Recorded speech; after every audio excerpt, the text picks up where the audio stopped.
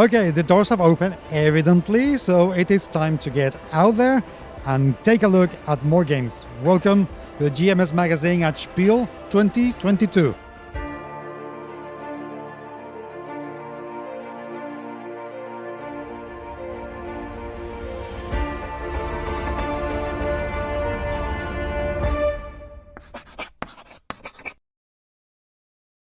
Okay, I haven't seen this man in 5 years. Literally 5 years. And the other way around. Yeah, exactly. He's not seen me either for 5 years, like at all.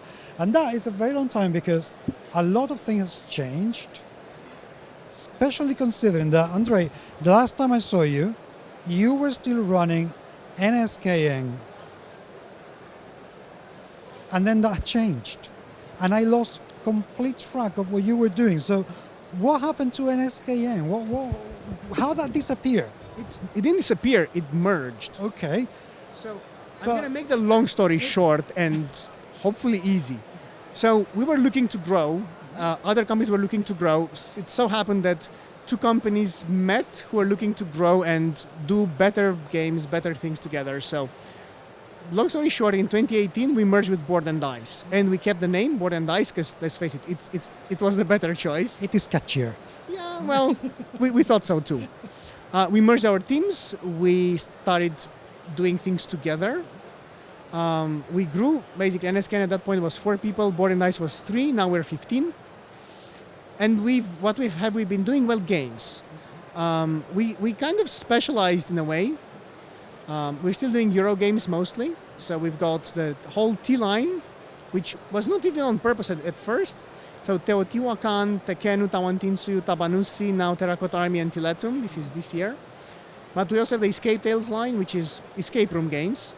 There are 3 of them in the line, plus a book of rituals, which is not, it's not a book to read, it's a book to play with.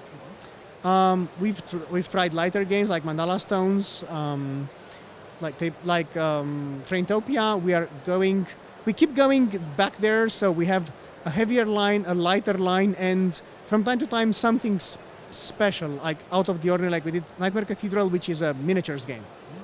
But the things that I noticed that you've changed an awful lot, the kind of look and feel of the games. You've gone from things like Predator or Exodus and Dragon's Gate College and made games that feel, no, it's not the right word, but kind of more serious games? Is that something that you actually wanted to do or just happened? I can't really answer that without lying, without being completely honest, because I don't really know. What I can say is this: we gained experience. Like in 2017, our entire team had a combined experience of 15 years in the board games industry. Now our entire team combined has an experience of 150 years in the board games industry, probably more. So yeah, we're growing as a team, but also as people, as individuals. Our taste changes. Let's face it, we are not getting any younger. I think we're no longer all over the place because it's fine to do games out of passion, and this is what we're still trying to do. But maybe there is a specific path for this passion. Because it's like if we make the games only we love. If we were to make the games which only I love, you would see games like Teotihuacan and heavier. You will see games which are basically 3-4 hours, like Exodus was. So we need to make a game which actually have an audience.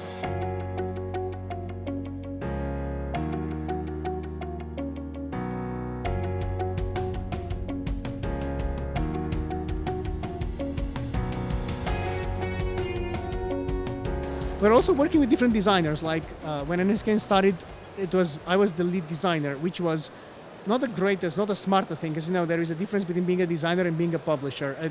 A designer cares about mechanisms and wants to put everything in a game, whereas a publisher has to make a product, something that people would actually want to put on their tables.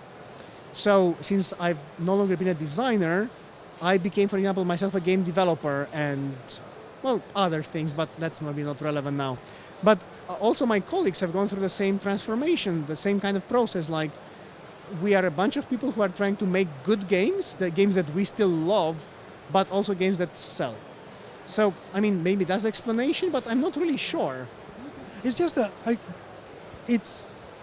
they just feel very different. I mean, I remember seeing Teotihuacan and how what an incredible success that was. Did you expect it? Well, not really. I mean, we were always hoping, we're always trying to do our best.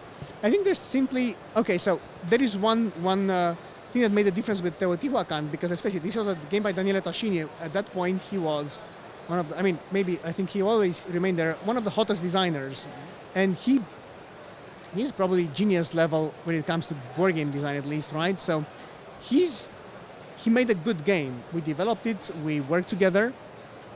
We kind of expected that we would do better, but we didn't know how well. Because it's easy to become, I mean, it's a trap, you know, we can be arrogant and say, okay, it's a Daniele Tascini game, it has to do well, but we had also games by famous designers which did just okay. Like, not great. Teotihuacan is and remains basically our first evergreen. It's a game which still sells and it still has some life in it. But it doesn't, I mean, we cannot expect that every game would do like that, regardless of the designer. But as part of the transformation process, we started working with more designers, right? I mean, we are working with David Turci all the time. He's another genius level designer. We are now working with Adam Kwapinski. We had Origins with him and the Terracotta Army. He's known for mostly, adventure games like Nemesis. I don't even know in what genre to place it. That's another super cool game, right? But I know him from a long time. We knew that he can design Euro games. He proved it with Origins and with Terracotta Army. Terracotta Army, at least, it's such an elegant design.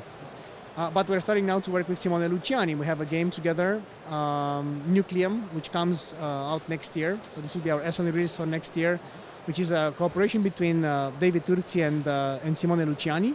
Simone is one of the designers I admire the most because it's like he cannot fail. He's always got great ideas, and he's probably the perfect mix between designer and developer.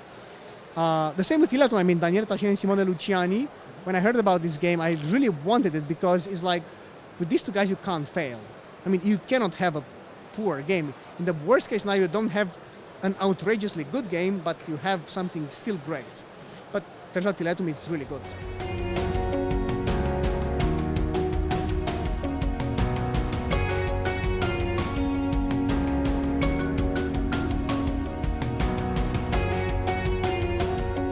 Do you miss being the designer? Because you've always been very keen game designer.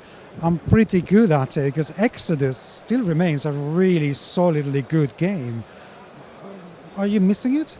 Well, thank you for the compliment. I will take it gladly. I mean, do I miss it? Yes. Would I want to go back and do that? No. I mean, I will never be as good as a designer as a Tascini or a Luciani or a Turci or a Kwapinski. I have my skill set, but being a game designer is not something that I would be able to match these guys. So I've designed Dark Ages a few years back with Adam Kwapinski. It went okay. I mean, I think it's a solid game, but the streamlining part came from him. So I'd rather be a game developer. I mean, I love taking a design from one of the big guys and basically working on streamlining it with the team. I mean, being a designer is more of a solo job, whereas being a developer is more of a team thing. And I mean, I was surprised myself that I'm actually better at that part because I've not been known to my friends, at least from childhood, of being really a team player. But apparently, it's something that you grow into. Well, the fact that the company is doing so well kind of proves the point that you must be pretty good at it. Otherwise, the company wouldn't be going from 4 people to 15. That's a lot. I thank you again, and I will take the compliment, and I think so too. I mean, I think we're doing well. There is always space for improvement, right? I mean, we've had our share of successes, but we've also had games which did not do that well as we had hoped.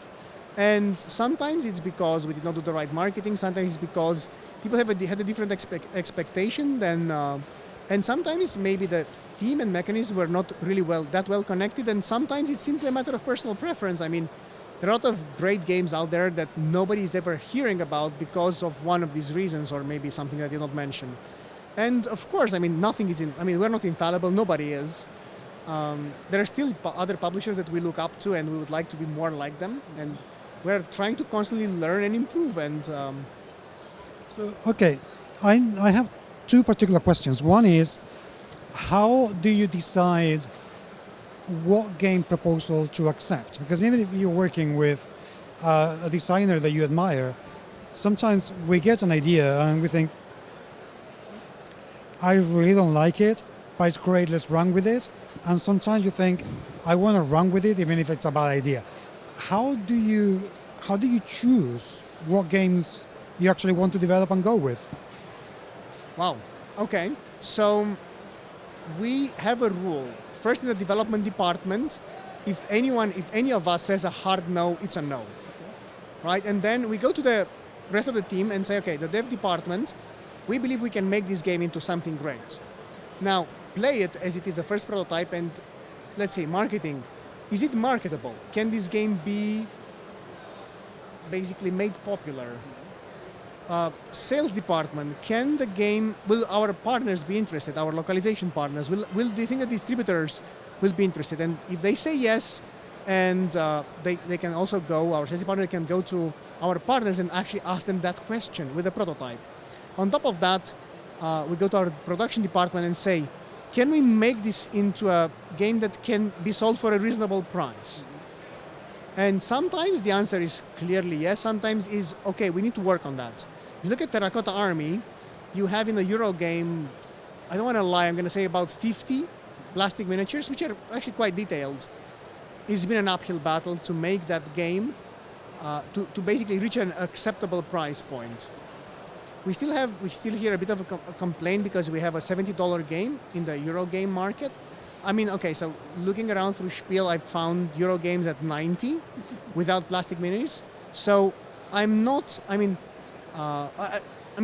seen worse, but I know that a lot of Euro gamers would want to buy games up to $60. This is what our distributors keep saying. Now, I know that we are high inflation, but we don't want to contribute to that. I mean, we don't want to be one of those that we increase prices artificially because everybody else did.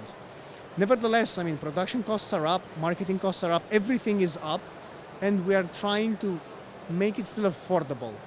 Have we succeeded? I don't know, I mean, I hope so, but it's not for us to judge. We need to also pick up games which we can produce.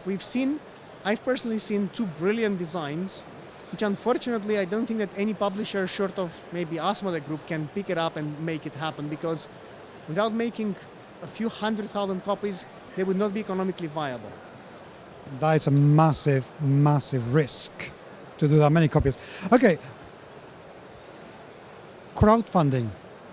When you were at NSKN, you did some absolutely amazing crowdfunding campaigns. Have you been able to use that knowledge, that skill, in any other way with your current board and dice company? Well, we did crowdfunding for some big boxes. So we are in a privileged situation in a way, because we have around the world about 15 localization partners, partner companies who are translating and bringing our games into markets from anywhere from Korea to Germany. But we are trying to also make some big boxes. Like we did our deluxe master sets. We started with Snowdonia, then it was Yedo deluxe master set, La Granja, and next one will be Teotihuacan deluxe master set. For those we need crowdfunding.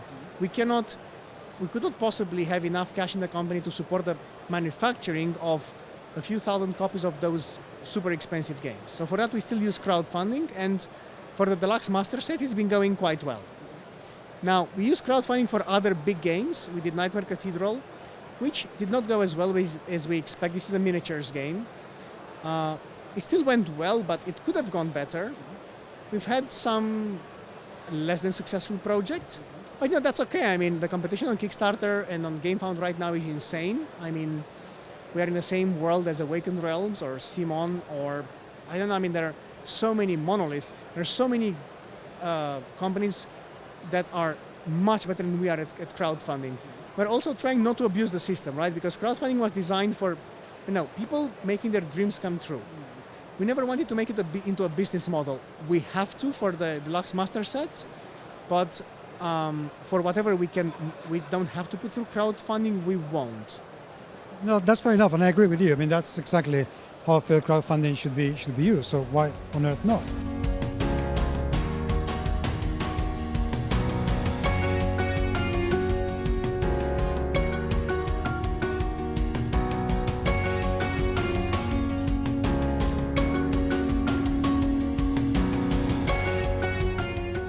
Okay, how has the pandemic, affected you, if at all? Because some companies seem to have suffered an awful lot, and yet some of the companies seem to have done really well because there's been a massive surge in people's interest for board games. How do you live the pandemic? Working from home myself. But now, in all seriousness, I think we're somewhere in the middle, maybe a bit on the plus side versus, like if you look at the average. I know that there are publishers, brilliant ones, which closed doors because they were unable to handle that. We were lucky enough to, well, first of all, to foresee rather early that things will change. We put a lot of emphasis into taking care of our own people first. So for the first 6 months of the pandemic, we had a mandatory work from home order, like our office was empty completely. We tried to protect ourselves and our customers as much as we could. And that moved us a lot to online testing. Good things and bad things. Good things that it became cheaper for us to test games because you build a Tabletopia module, you test it there. Bad thing is that there are games which we published that we have never seen more than twice on an actual table. We had to test only online. And there are things that we've missed. And I have to be honest about it, we did. But financially, we're also prepared. We have an amazing team, and everybody in the team knew that for all of us to keep our jobs in a time of crisis, we all had to give a little bit up with the promise that we will get all of that back in a year or 2 year time. And this is what we did. Everybody from the management to the last person hired, we had to give a little bit up in terms of working hours, in terms of working flexibility, in terms of financial gain. We did not aim to make profit during the pandemic. We aimed to survive and prepare ourselves to grow afterwards. And I think it worked. I mean, we're in a position I'm happy with where we are right now because we never let anyone go during the pandemic because of pandemic reasons. Everybody earns more than pre-pandemic. We are back at normal working hours and in the office. But the moment there is any suspicion, everybody immediately announces that we work from home and we test regularly. I mean, we did our absolute best as human beings, and what made me happiest is that everybody was on board. I mean, there was no coercion, nothing more than let's all be on board, and it was actually easy. That is quite amazing. Tell me about the games that you currently have at Spiel, because as usual, you have a huge pile of games that's going down as we walk by. They just disappear. And Tilectum seems to be doing the bulk of the sales right now. Tell me about the game. Well, this is the part I'm really not good at, explaining games. I know. Like, somebody who wants to be a game designer cannot explain a game. I mean, give me 5 days, pen and paper, and I'll write you the rule book. No. Okay, joking aside, it's going well. Tilectum is your typical Euro. I'm going to tell you only one thing about the game. This is what made all of us super happy when we saw it at first. So Daniele and Simone came with this idea that all the actions you take in the game, it's a dice drafting game. You draft a die, you get resources and an action. And the more resources, the fewer action points, and the other way around. Now, the cool part is that you draft a die, you can always take the action. You don't need any resources to take the action. There are other things you can do spending resources because it's of course a resource management and it's a Euro game. But you can take every action. You don't have to think, do I have resources to take this action? You take the action, gain some resources, do the action, and then there are other things you can do in the game which cost resources. You may or may not be able to do that if you have or don't have the resources, but you can always take the action, which makes the game super streamlined. That's good because there's a slightly less opportunity for analysis paralysis. You always have something that you have to do. Exactly. Okay. And what next? I mean, where do you want Board and Dice to go? Because you still have a way to go. I mean, we are living in weird times. I mean, we've had pandemic, now we have a ridiculous war. Something that I could never believe that it could happen actually anywhere in the world. I know that a lot of people saying, okay, this could not have happened in Europe, but like we're looking at a country invading another. This is insane. Speaking of that, I mean, we've always encouraged everybody to support Ukraine any way they can. And I know that I'm not supposed to probably make political statements, but this is completely unjust, unfair, and I really hope that Ukraine will be able to survive that and afterwards basically find somehow peace and prosperity.